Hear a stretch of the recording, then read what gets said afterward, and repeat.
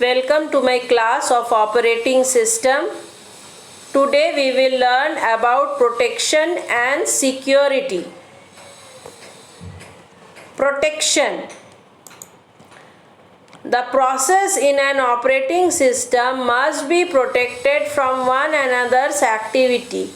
To provide such protection, we can use various mechanisms to ensure that only processes that have gained proper authorization from operating system can operate on the files, memory segment, CPU and other resources of a system. Protection refers to a mechanism for controlling the access of program, processes or users to the resource defined by a computer system. This mechanism must provide a means for specifying the control to be imposed together with a means of enforcement. So we can say that protection refers to a mechanism for controlling the access of program, processes or users to the resource defined by an operating system. It involves guarding a user's data and program against interference by other authorized users of the system. In this slide or the objective of this class is to discuss the goal and principle of protection in a modern computer system. As computer systems have become more sophisticated and pervasive in their application, the need to protect their integrity has also grown. Protection was originally conceived as an adjunct to multi-programming operating system. Why do we need protection? We need to provide protection for several reasons. The most obvious is the need to prevent the mischievous, intentional violation of an access restriction by a user. Of more general importance, however, is the need to ensure that each program component active in a system uses system resource only in ways consistent with stated policies. This requirement is an absolute one for a reliable system. Protection can improve reliability by detecting latent error at the interfaces between component systems.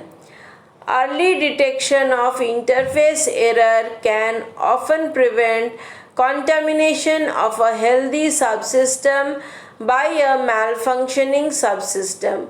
Also, an unprotected resource cannot defend against use by an unauthorized or incompetent user. A protection-oriented system provides means to distinguish between the authorized and unauthorized usage. What are the advantages of protection? It allows safe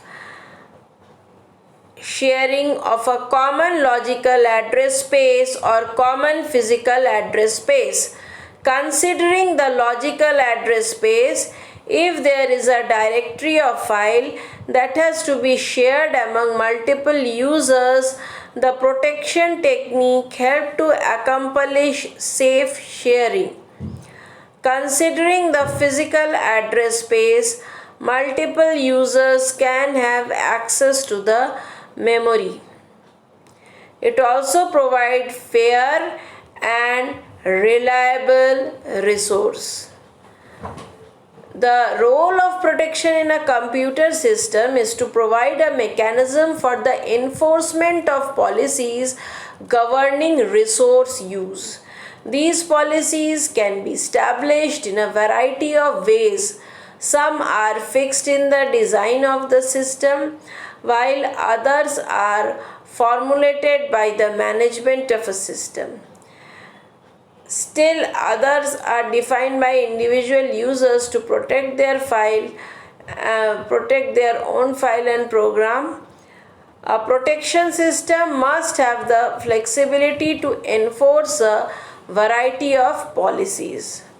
Policies for resource use may vary by application and they may change over time. For these reasons, protection is no longer the common solely of the designer of an operating system.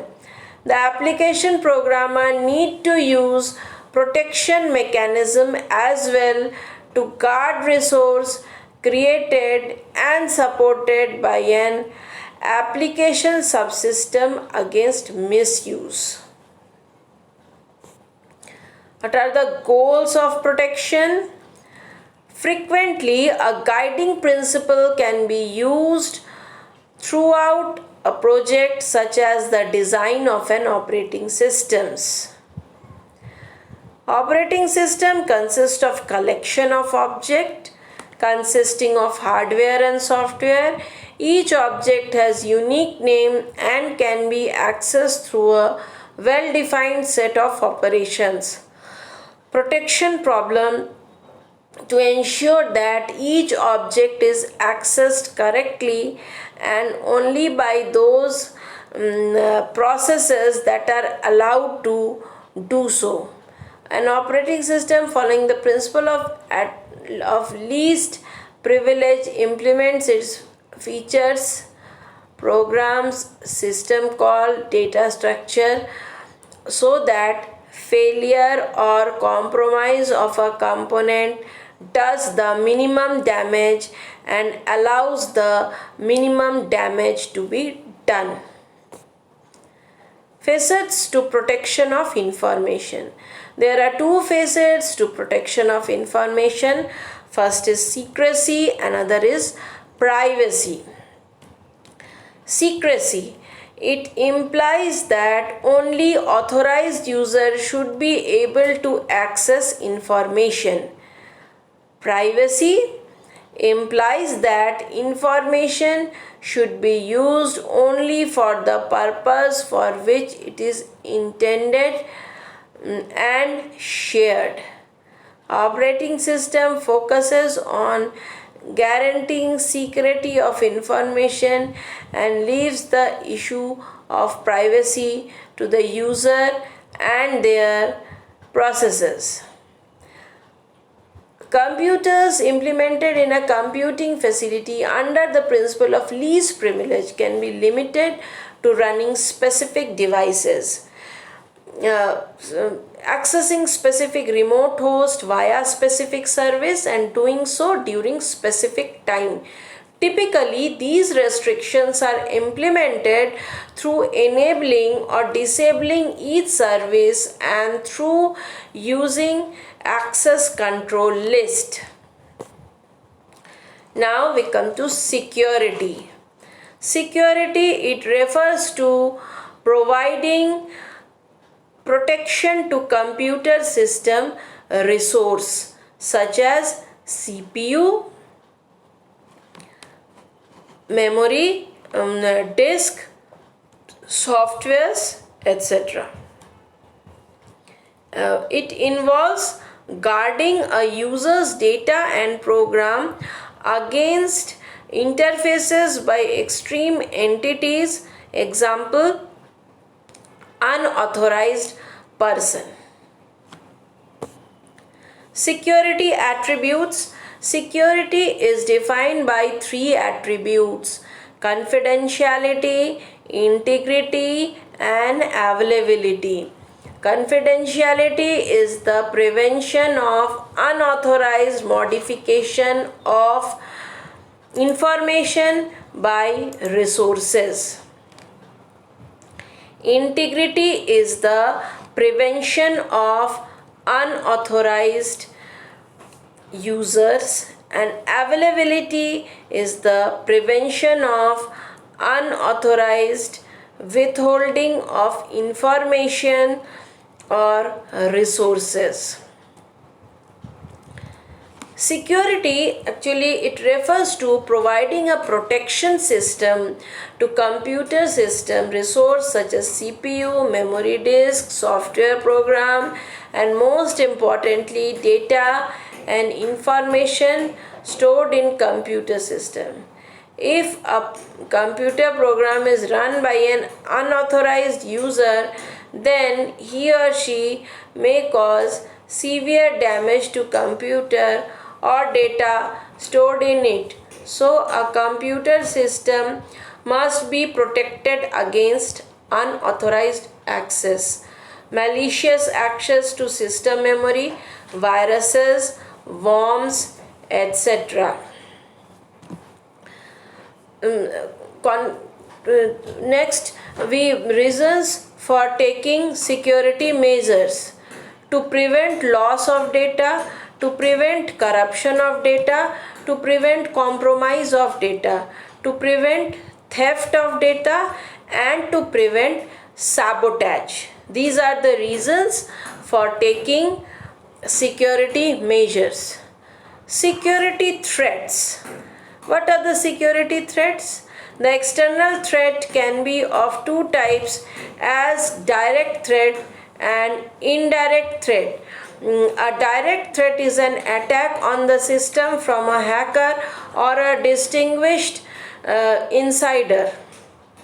An indirect threat is a random attack such as computer virus, worm, Trojan horse, etc. Intruders.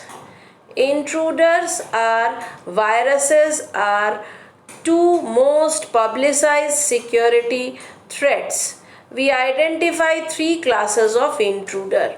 A masquerader is an unauthorized individual who penetrates a system to exploit legitimate user account. A misfisser is a legitimate user who accesses resources to which they are not privileged and or who abuses such privilege. A clandestine user is an individual user.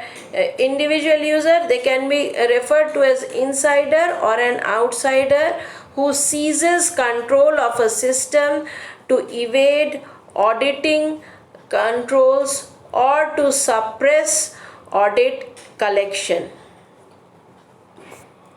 Then malicious software. The most common sophisticated threat to computer systems are through malicious software, sometimes called malwares. Malwares attempt to cause damage to or consume the resources of a target system. Malwares can be divided into programs that can operate independently and those that read a host program, and also into programs that can replace themselves and those that cannot. A trapdoor is a secret entry point into program, often left by programs developer or sometime delivered via a software update. A logical bomb is a code embedded in a program that explodes when certain conditions are met. Example, certain date or the presence of certain file or users. Logic bombs also often originate with the developers of the software. A Trojan horse is a useful or apparently useful program that contains hidden code of some unwanted or harmful functions. A virus. Virus is a program that can infect other program by modification as well as causing local damage. Such modification include a copy of virus which can spread further to programs. A worm is an independent program that spreads via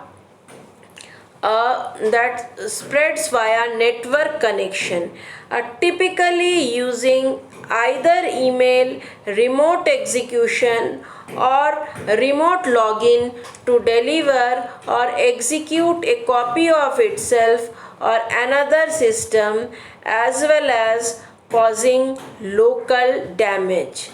A zombie. Zombie is an independent program that secretly takes over a system and uses that system to launch attack on the other systems, thus concealing the original instigator. Such attack often involve further replication of the zombie itself. Zombies are often used in denial of service attack. Goal of authentication. What is authentication and what is the goal of authentication? Authentication refers to identifying each users of the system and associating the executing program with those users. It is the responsibility of operating system to create a protection system which ensures that a user who is running a particular program is authentic. Operating system generally identifies authenticates users using the following way. First is username or password. User need to enter a registered username or password with operating system to log in into the system. User card or key. User need to punch card in card slot or enter key generated by key generator in option provided by operating system to log in into the system. User attribute, fingerprint, biometric measures. Users need to pass his or her attribute via designated input device used by operating system to log in into the system. Thank you for watching.